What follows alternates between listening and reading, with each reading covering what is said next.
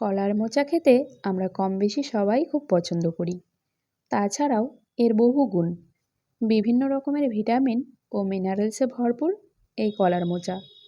এটা কারোরই অজানা নয়। তারপরও মোচা কাটা বা বাছার কারণে সবসময় খাওয়া হয় না।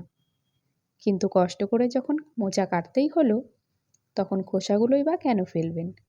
চলুন আজকে কলার মোচার খোসা দিয়েই দারুণ স্বাদের একটা রেসিপি করে দেখাই। নমস্কার, ইউএসএম কিচেনে আপনাদের সকলকে স্বাগত। আমি সুচিত্রা। আজ আপনাদের সাথে শেয়ার করব কলার মোচার খোসা দিয়ে দুর্দান্ত একটা রেসিপি। সেজন্য প্রথমে মোচাটাকে ছাড়িয়ে খোসাগুলো আলাদা করে নিয়েছি। এখন এই খোসার মধ্যে সাদা সাদা ভেতরের যে কচি খোসাগুলো আছে এইগুলো বেছে নিয়েছি। তারপর জলে ধুয়ে নেব। দেখুন ভালো করে ধুয়ে নিয়েছি। এখন এইভাবে একটা একটা করে গুছিয়ে নিয়ে পাতলা কুচি করে কেটে নেব।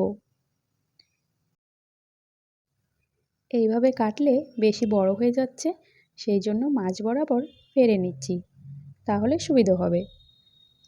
যে খোসাগুলি পুরোপুরি সাদা সেইগুলো আমি পুরোটাই কাটছি, আর যেগুলো এরকম অর্ধেক সাদা সেইগুলো যতদূর পর্যন্ত নরম আছে আমি কেটে নিচ্ছি।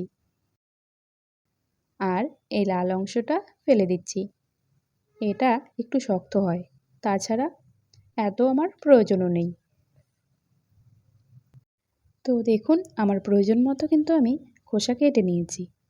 এখন কড়াইতে জল গরম করতে দিয়ে এই খোসাগুলো আমি একটু ভাপিয়ে নেব।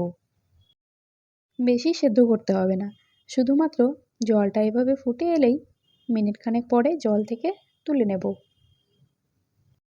একটা পাত্রে আমি খোসাগুলো তুলে নিয়েছি। এখন হাত দিয়ে এইভাবে একটু ছাড়িয়ে দিচ্ছি। এরপরেতে দিচ্ছি 5 থেকে 6 চামচ চালের গুঁড়ো, দিয়ে দিচ্ছি স্বাদ মতো নুন, হাফ চামচ হলুদ গুঁড়ো, হাফ চামচ কালো জিরে। কালো জিরে দিলে যে কোনো বড়া বা পকোড়ার স্বাদ অনেকটাই কিন্তু বেড়ে যায়। দিচ্ছি হাফ টেবিল চামচ জিরে গুঁড়ো, হাফ টেবিল চামচ ধনে গুঁড়ো। এবার সব কিছু একসঙ্গে মেখে নেব। যদি আরও বেশি স্বাদ করতে চান তাহলে একটা পেঁয়াজ কুচি করেও দিতে পারেন। আর নিরামিষ করতে চাইলে আমার মতো এইভাবেই বানান। ঝালের জন্য দিচ্ছি 1 টেবিল চামচ শুকনো লঙ্কা গুঁড়ো। প্রয়োজনে সামান্য একটু জল দিতে পারেন, বেশি দেবেন না, কারণ মাখতে মাখতে কলার খোসা থেকেও কিন্তু কিছুটা জল বের হবে। সমস্ত মশলার সঙ্গে খোসাগুলোকে আমি ভালো করে মেখে নিয়েছি। এখন এগুলোকে ভেজে নেব। তাই জন্য কড়াই গরম করতে দিয়ে দিলাম কিছুটা সাদা তেল। আর তেলটাকে আমি এইভাবে চারপাশে ছড়িয়ে দিচ্ছি, যাতে বড়াগুলো লেগে না যায়। এখন এইগুলোকে হাতের সাহায্যে এইভাবে বড়ার আকার করে এক এক করে দিয়ে দেব। তো সমস্ত বড়াগুলোই আমি একসঙ্গে দিয়ে দিচ্ছি। অল্প অল্প করে দিয়ে দুবারে ভেজে নিলেও হতো, কিন্তু একবারেই যেহেতু হয়ে যাবে তাই জন্য আমি একবারেই করে নিচ্ছি। পুরোটা ভরে গেছে, তারপরেও কিন্তু সাইড দিয়ে 2-3টে আরও আমি দিয়ে দিচ্ছি। আর রেসিপিটি আপনাদের যদি ভালো লেগে থাকে তাহলে ভিডিওটিতে একটি লাইক করে দেবেন, শেয়ার করবেন, আর চ্যানেলটিকে অতি অবশ্যই সাবস্ক্রাইব করে রাখবেন পরবর্তী নতুন রেসিপির জন্য। আর এইদিকে এক এক করে বড়াগুলো দিতে দিতে আর এক দিক দিয়ে কিন্তু নিচে ভাজা হয়ে এসেছে, সেইগুলোকে আমি উল্টাতে শুরু করে দিয়েছি। দেখুন যেগুলো তেলের মধ্যে আছে সেগুলো তো খুব ভালো করেই উল্টে যাচ্ছে, কিন্তু ওপরে যেগুলো আছে এইগুলো তোলা যাচ্ছে না।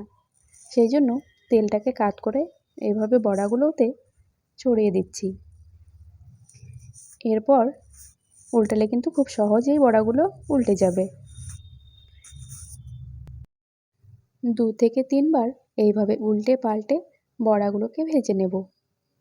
তো দেখুন আমার সমস্ত বড়াগুলো কিন্তু খুব সুন্দর করে ভাজা হয়ে গেছে। এখন আমি এগুলোকে তুলে নেব। তারপর পরিবেশন করব গরম ভাতের সঙ্গে। এই পকোড়া কিন্তু সন্ধেবেলা চায়ের সঙ্গে স্ন্যাক্স হিসাবেও দিতে পারেন, তাহলেও মন্দ হয় না। তাহলে রেসিপিটি আপনাদের কেমন লাগলো কমেন্টে জানাতে ভুলবেন না। আর বাড়িতে কিন্তু অবশ্যই একবার ট্রাই করে দেখতে পারেন। ভিডিওটি শেষ পর্যন্ত দেখার জন্য অসংখ্য ধন্যবাদ। দেখা হচ্ছে আরও একটি নতুন রেসিপি নিয়ে। সবাই ভালো থাকবেন, সুস্থ থাকবেন। টাটা।